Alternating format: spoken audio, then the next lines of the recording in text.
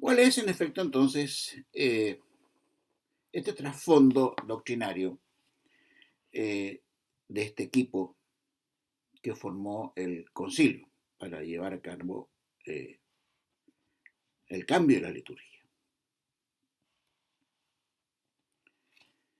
En lo que se refiere a la reforma integral del ordinario de la misa,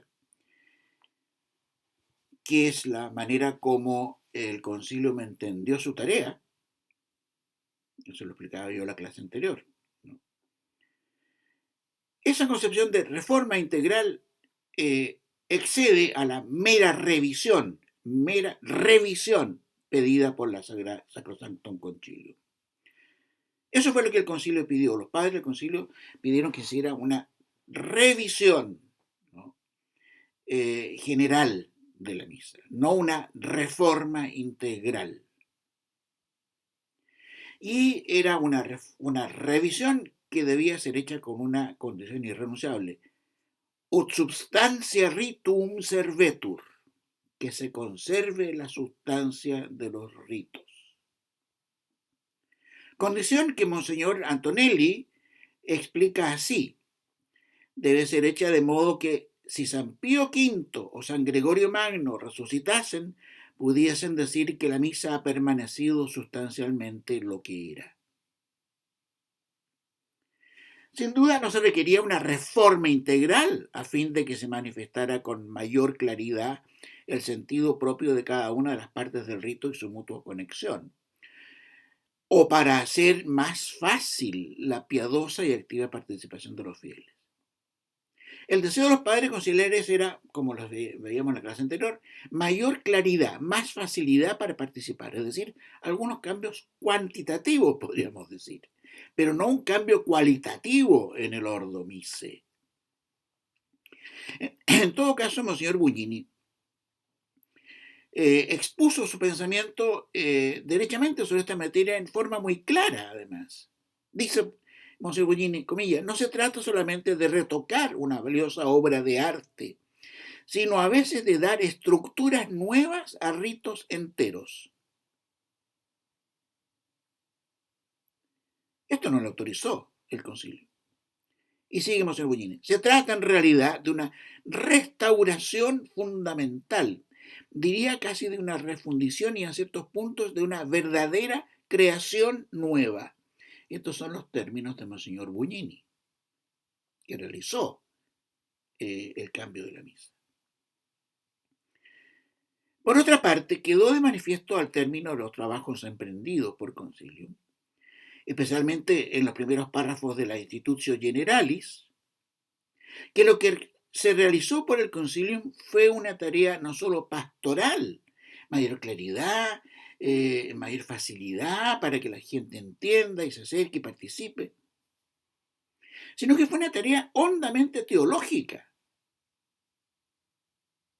a lo cual nunca apuntó el concilio, ni dio autorización alguna. Y habría que añadir, se trata de una nueva planteamiento teológico, sino que de una enorme profundidad teológica, un planteamiento de una enorme profundidad teológica, proporcional a la enormidad de los cambios realizados, como hemos visto. En efecto, estos cambios fueron de tal envergadura que no se podrían sostener sin un soporte teológico de envergadura similar. Un soporte que depende de ciertas doctrinas teológicas.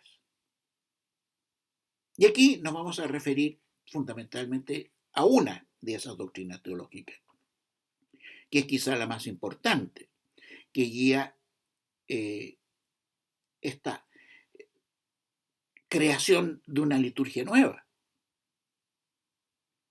Y esa teología es la teología del misterio pascual. Eso es lo que queremos analizar aquí a continuación. Este tema del misterio pascual y de su teología es un tema de extrema complejidad, por lo que aquí la prudencia me aconseja rozarlo apenas, planteándolo como sugerencia para una reflexión más profunda.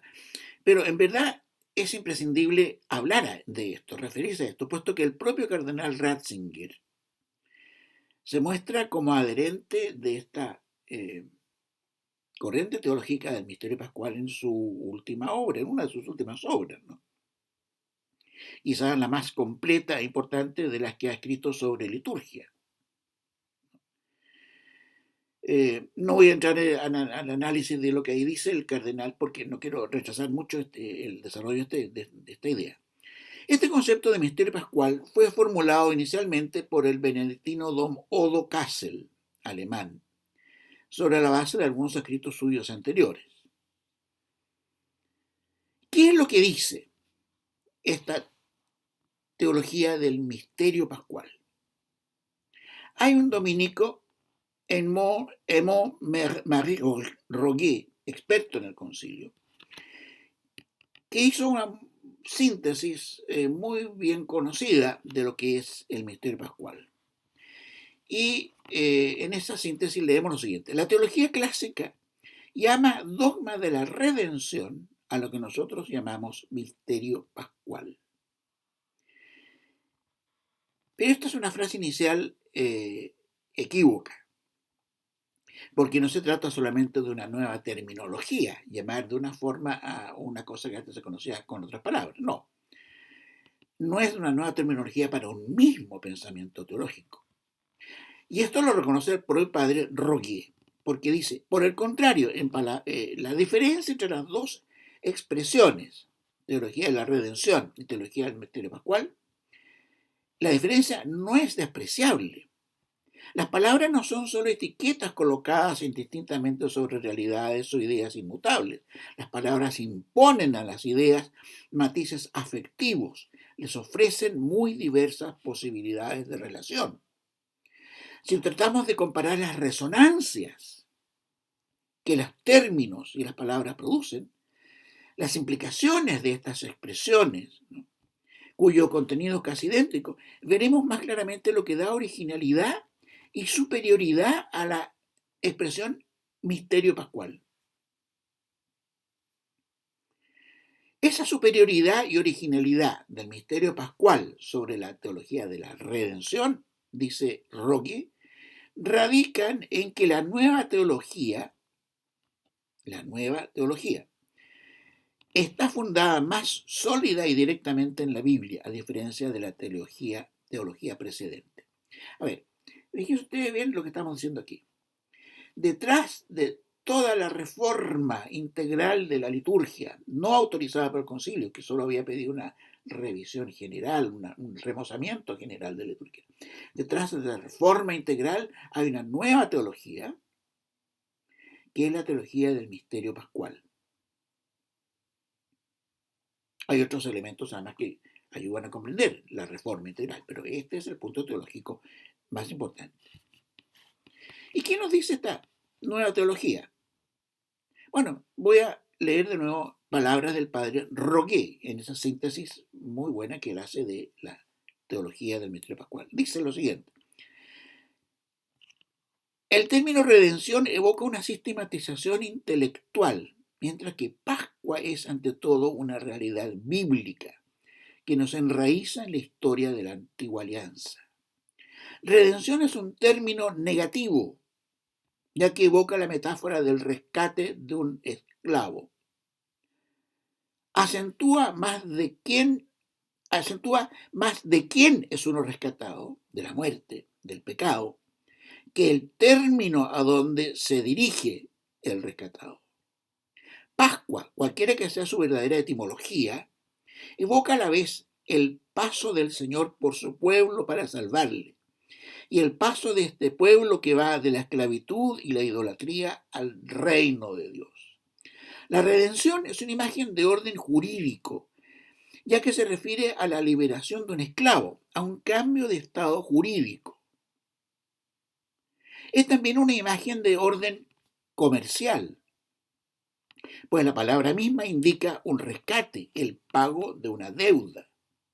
Y sabemos que esta interpretación no se debe solamente a los teólogos escolásticos. Precisamente el fragmento más lírico de nuestra liturgia, sigue diciendo el padre Roguet, el pregón pascual de la vigilia pascual empieza definiendo el misterio pascual con los términos más comerciales. Nuestro Señor Jesucristo ha pagado por nosotros al Padre Eterno la deuda de Adán y ha borrado con su sangre el pagaré de la vieja ofensa. Esto lo dice el pregón pascual. Lo que nos dice Rogué es que esto es una cita de un texto de la Sagrada Escritura.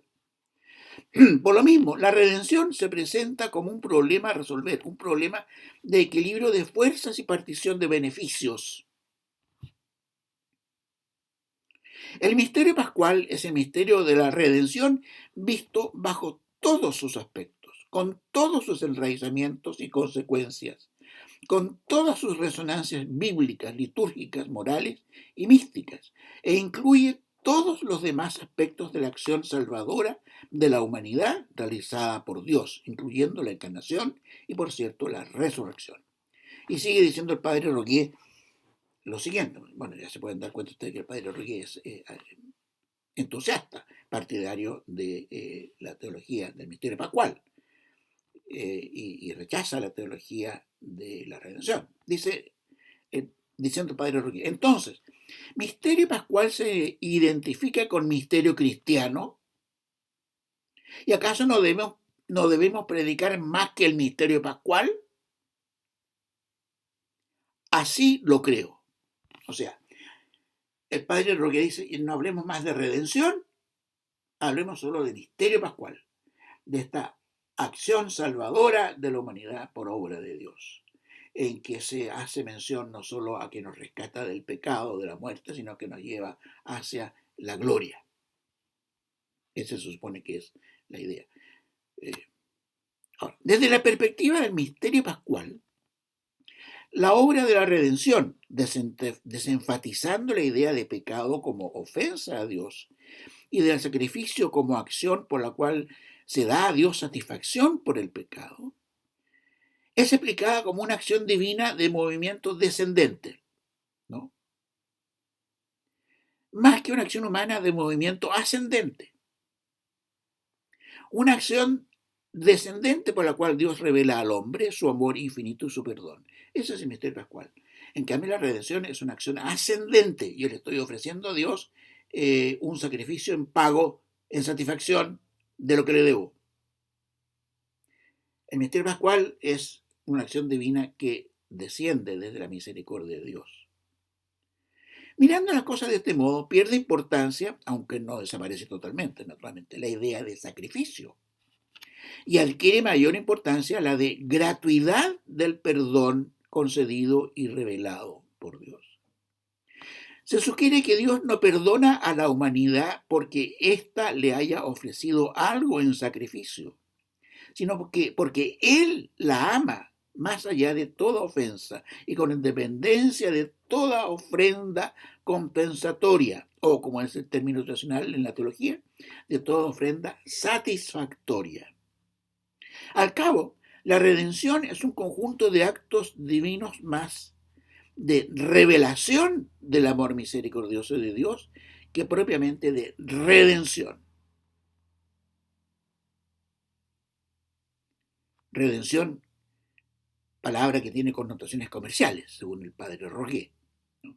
Pero que está usada por San Pablo en sus epístolas, el que dice que la teología del misterio pascual es más bíblica. Bueno, la teología de la redención aquí, digamos, toma palabras de las epístolas de San Pablo. Para la teología católica tradicional, en cambio, cuya formulación en este punto quedó fijada por el Concilio de Trento y garantizada por la infalibilidad con que el Concilio de Trento realizó sus definiciones dogmáticas, la misa es la renovación del sacrificio redentor de Cristo realizada por Él mismo, presente de modo real, sustancial y objetivo en las especies eucarísticas consagradas, en virtud de que en ellas se ha operado la transubstanciación. Curioso, este término desaparece en toda la nueva teología, en la nueva teología de la misa específicamente. Se trata además de un sacrificio que no se diferencia del sacrificio del Calvario, sino por el modo incruento de la ofrenda, de la oblación, es decir, de cómo se presenta el sacrificio a Dios. Por otra parte, la misa es un sacramento por cuyo medio se nos comunica ex opere operato, según la teología de los sacramentos, ¿no? La gracia que nos mereció el sacrificio redentor del Señor, cuyo aprovechamiento depende de las disposiciones interiores y personales de cada fiel. El sacramento de la Eucaristía, obra ex opere operato, no depende de las condiciones internas del sujeto que lo recibe, pero las consecuencias para el sujeto que lo recibe sí dependen, ¿no es cierto?, de sus disposiciones interiores. En contraste con lo anterior, entonces, para la teología del misterio pascual, la misa es un acto cultual de acción de gracias a Dios en que se hace memoria de un conjunto de acciones sagradas. Ya no solo el sacrificio del Calvario, la muerte de Jesús clavado en la cruz, sino que se hace memoria de un conjunto de acciones sagradas, pasión y resurrección, que se hacen presentes de un modo que no está claramente especificado en la teología del misterio pascual, durante el transcurso de la misa, produciendo hoy el mismo efecto que en el pasado.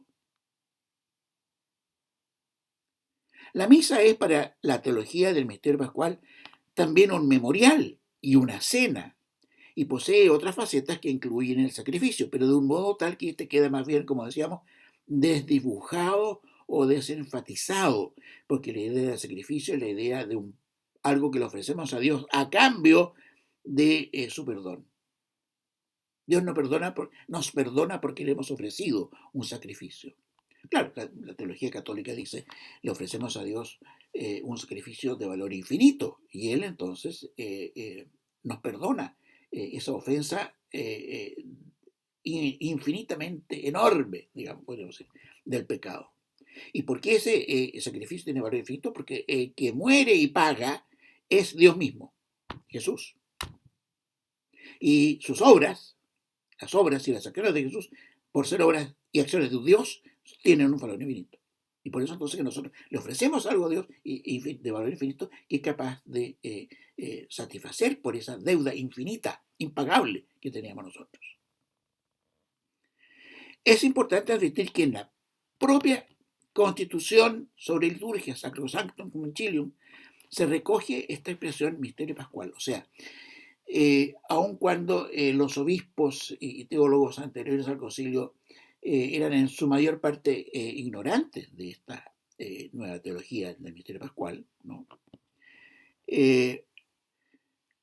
Se introdujo en la documentación del concilio, ¿no es cierto?, especialmente en la Sacrosanctum Concilium, esta terminología del misterio pascual, que los obispos no entendieron bien.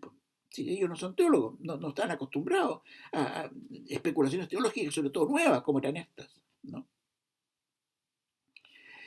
Y sin embargo, habiendo aparecido la expresión misterio pascual, no aparece en Sacrosanctum Concilium el concepto de transubstanciación en ninguna parte. Y es el concepto usado por Trento. La diferencia de teologías entre la teología católica anterior al concilio, la teología de Trento, y la teología que asomaba detrás del trabajo del concilium, ¿cierto?, fue intuida por Pablo VI, quien publicó el año 1965 en medio de los trabajos de la reforma litúrgica, que ya estaban concluyendo aparentemente, ¿no es cierto? Pues sabemos que los trabajos terminaron en el año 67. Publicó una muy notable encíclica que lleva el título Mysterium Fidei, en la cual se preocupa de destacar del modo más claro y enfático posible precisamente lo que la doctrina católica, las formulaciones mismas usadas por Trento, sostienen sobre la misa y el sacramento de la Eucaristía, que es lo que el concilium y su reforma estaban desmoronando, cambiando. Sin embargo, contradiciéndose, es decir, desdiciendo con sus hechos lo que había formulado con palabras en esta encíclica, el propio Pablo VI promulgó en 1969 el Novus Ordo, que está fundado en una concepción teológica totalmente distinta de aquella que hace mención su encíclica Mysterium Fidei de 2 años antes. Porque lo que hace la reforma integral es fundarse en la idea de del misterio pascual. ¿Cómo se traduce esta nueva teología en la liturgia de la misa? Bueno, la diferencia entre el modo misterio pascual de ver las cosas, que se expresa en el Novus Ordo, y el modo redención de ver las cosas, expresado en la misa tradicional, se advierte en significativos cambios en el rito de la misa.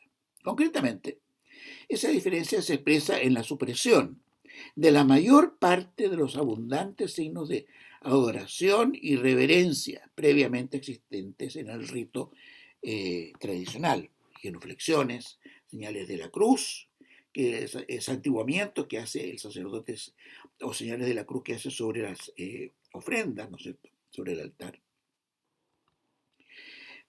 Señales todas y signos que acreditaban la fe en la presencia objetiva de Cristo en las veces consagradas. Posteriormente, el realzamiento de la idea de la misa como cena ha quedado claramente hecho en la celebración con el sacerdote vuelto hacia la asamblea. Porque se piensa que los comensales deben verse las caras. Y también se expresa en la terminología usada para designar la función en ella del sacerdote. Lo que veíamos delante. Nosotros, en vez de celebrante, es presidente. Y en los anuncios de misas, por ejemplo, que se hacen en todas partes, en Santiago, naturalmente, en la arquidiócesis, no se dice el cardenal va a celebrar una misa el día de Todos los Santos, sino que va a presidir una misa. O sea, la terminología de esta reforma integral ya quedó incluida en el habla cotidiana de la Iglesia. Y las palabras nunca son inocentes. Pero la supresión más importante, operada por el cambio de teología de la redención a teología del misterio pascual, la supresión más importante del rito de la misa es la supresión del ofertorio, cuyas oraciones de una enorme densidad teológica hacían plegaria la teología de la redención de un modo inequívoco. Todas prácticamente las oraciones que componen el ofertorio de la misa tradicional hacen referencia a un sacrificio que se ofrece por el celebrante. Eso es incompatible con la teología del misterio pascual. Y se suprimió de cuajo todo el ofertorio, con el pretexto de que era una adición, ¿no?, medieval, tardía, que no estaba en la misa de San Gregorio Magno o en tiempos anteriores.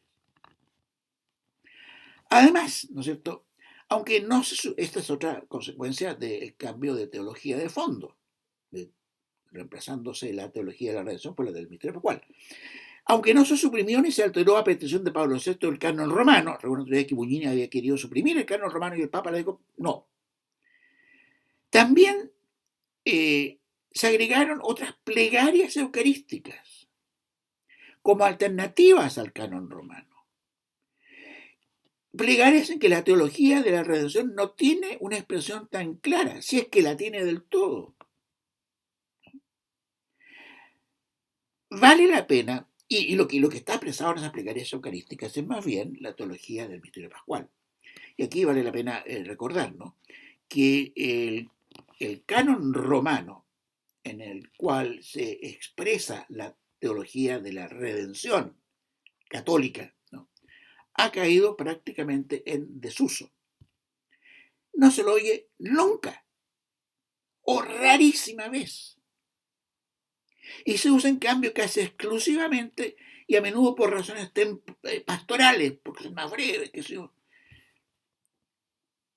otras plegarias eucarísticas, y especialmente la plegaria eucarística 2, aquella que compusieron Bouillet y Don Bote en la Trattoria del Trastevere. O sea, toda expresión ritual, cultual de la teología de la redención desaparece de la misa.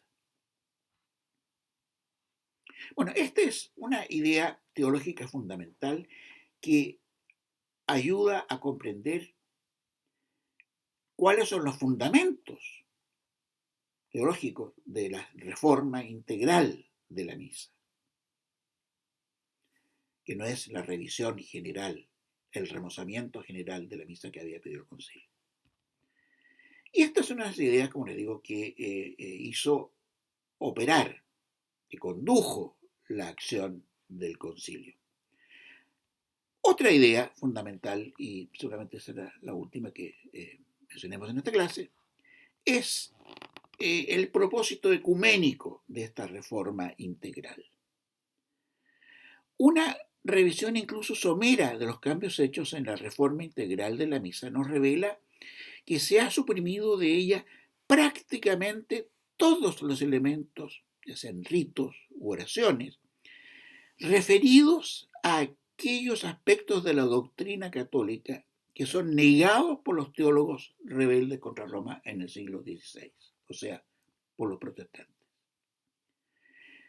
Bueno, esta supresión no debiera extrañar si se recuerda aquella frase incluida sin énfasis alguno en el número 1 de la Constitución Sacrosanctum Concilium, pero tan preñada de consecuencias. Esa frase decía: promover todo aquello que pueda contribuir a la unión de cuantos creen en Jesucristo. Aquí se pensó que para promover la unión de todos los que creen en Jesucristo había que negar todo lo que la doctrina católica afirma para que los protestantes pudieran volver a la iglesia sin inconveniente ninguno. Bueno, a lo largo de sus trabajos, el concilio, en cuyo seno hubo, acuérdense ustedes, representantes de algunas iglesias protestantes a partir del año 66. A medida que el concilio fue dando a luz el nuevo perfil, ¿no es cierto?, del nuevo sordo, se advirtió que era reemplazado el estilo impregnado de sacralidad del ordo anterior, de la misa tradicional, de sacralidad, de reverencia, de respeto, por si ustedes quieren, una forma de entender las cosas y un estilo de hacerlas mucho más cercano al de una cena, a un banquete, a una asamblea o una fiesta del pueblo de Dios. Celebremos la fe, celebremos nuestra presencia ante el Señor, celebremos al Señor, cantemos, ¿no? En lo cual la liturgia católica comenzó a acercarse notablemente a las celebraciones y actos de culto de muchas denominaciones protestantes, sobre todo muchas carismáticas, ¿no es cierto?, en que hay todo tipo de cosas que se hacen, hay gente que baila, el mismo pastor baila y conduce el jolgorio colectivo, ¿no? Monseñor Antonelli, en su diario, dice lo siguiente: dice que Pablo VI estaba dolorido por ciertas tendencias a la desacralización de la liturgia. Este es un papa que se dolía de las consecuencias de todo lo que él había autorizado. ¿Quién no entiende? Y un gran escritor católico, Dietrich von Hildebrand, escribe por su parte que la nueva liturgia amenaza de verdad frustrar el encuentro con Cristo porque desanima la reverencia ante el misterio y excluye el temor y casi extingue el sentido de sacralidad. Cierro comillas. Claro, si lo que se trata ahora en la misa es de presentar una ceremonia, una acción, digamos, que sea acogedora, amable, que anime a la gente a venir, que se sienta digamos, bien recibida, con calidez, ¿no? En cuanto a lo que posteriormente se denominó la protestantización de la misa, el mismo Monseñor Antonelli dice: tengo la impresión de que se ha concedido mucho, sobre todo en materia de sacramentos, a la mentalidad protestante. Monseñor Antonelli es este personaje que yo cito cada rato porque él, siendo partidario de lo que hizo el concilium, ¿no es cierto? No pudo evitar darse cuenta de las brutalidades que se estaban haciendo. Monseñor Tonelli, les recuerdo, era un personaje que tiene una larga historia litúrgica en los dicasterios romanos anteriores al concilio. O sea, el tipo sabía. Y por eso se lo llamó a estar en el concilio. Pero desde el interior del concilio pudo ver todo lo que se estaba haciendo y que le parecía inapropiado.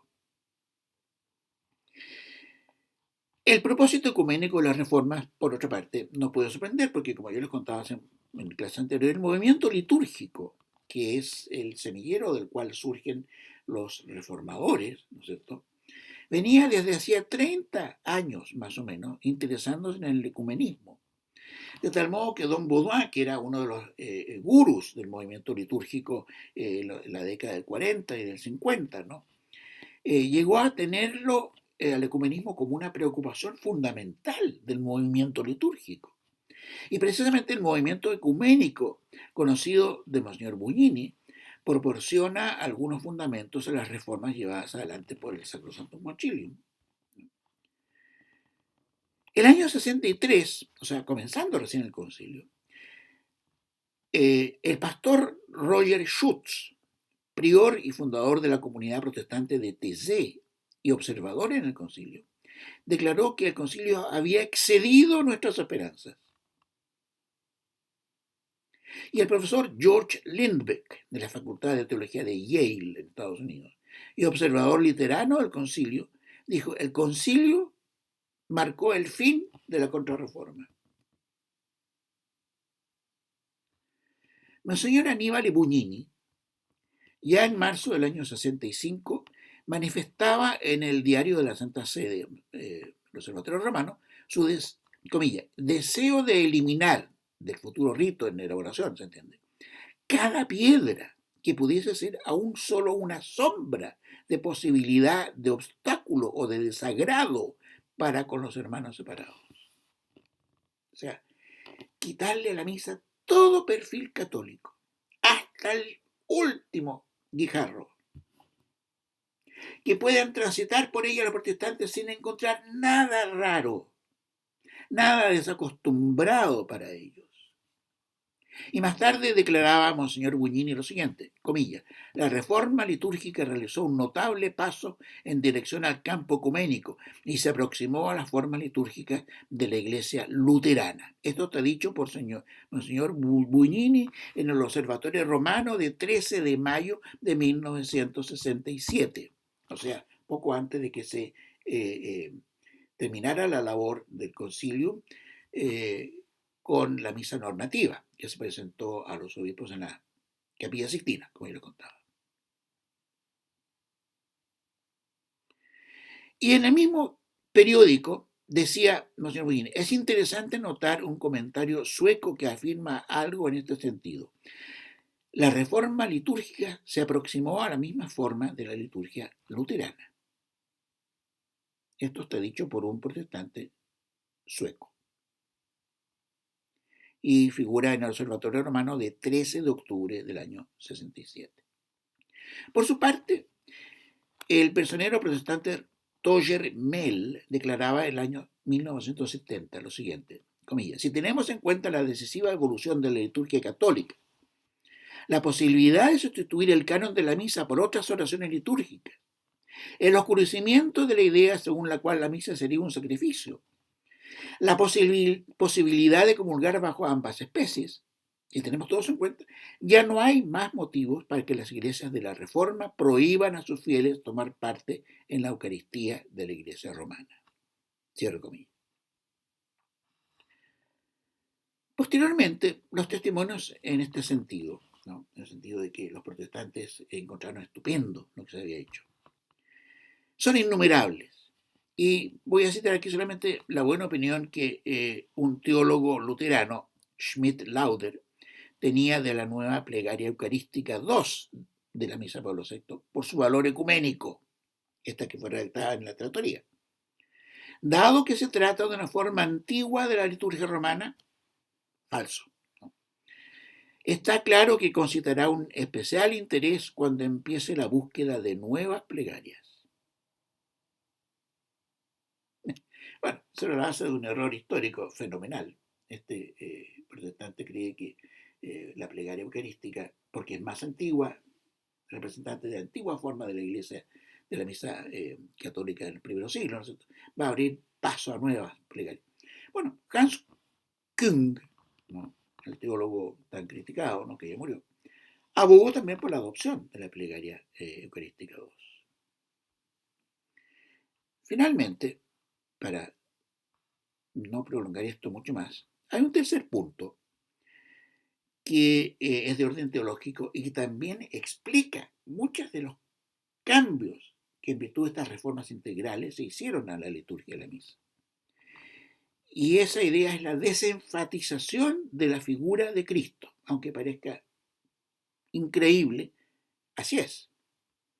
Este es un punto gravísimo, porque apunta ya no solo a la teología católica de la misa, sino a la teología católica, incluso a la protestante y a toda otra teología posterior a la crisis arriana del siglo IV.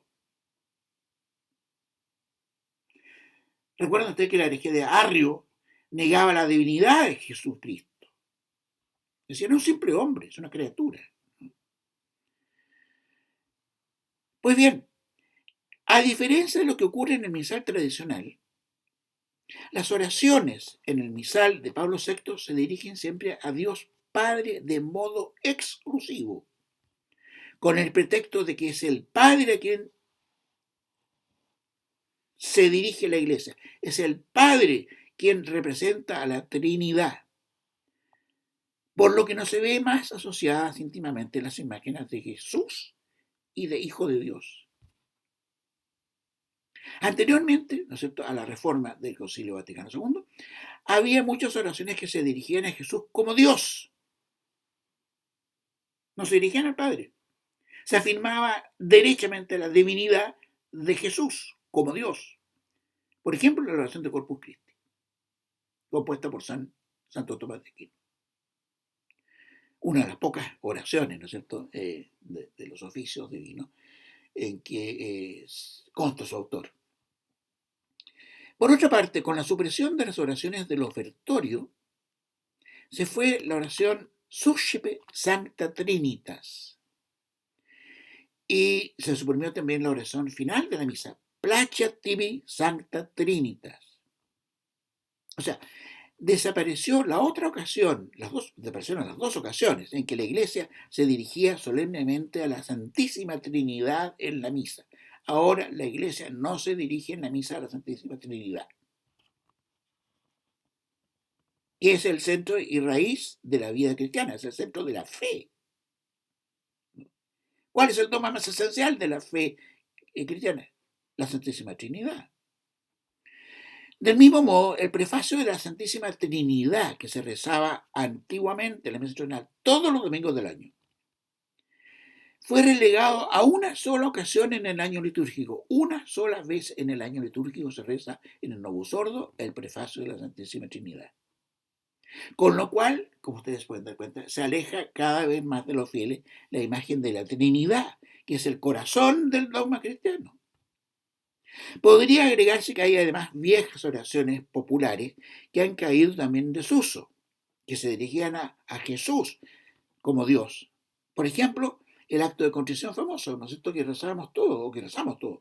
Señor mío Jesucristo, Dios y hombre verdadero. Eso, ¿quién lo reza de la juventud que todavía es cristiana, ¿no?, o que va a misa?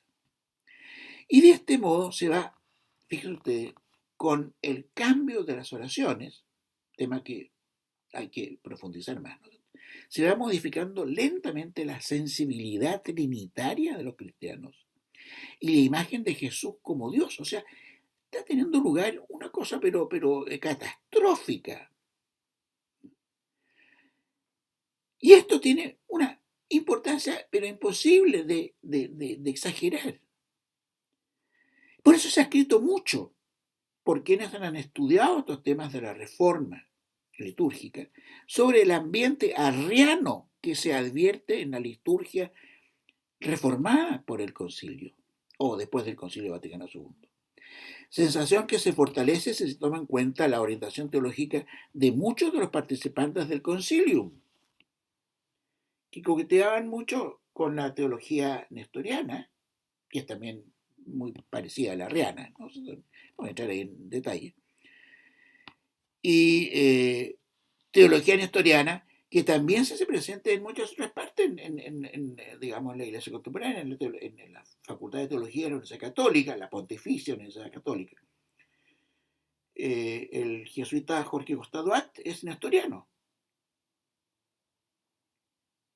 O sea, estamos aquí en presencia de cambios tremendos, y todos estos cambios han influido en la nueva liturgia.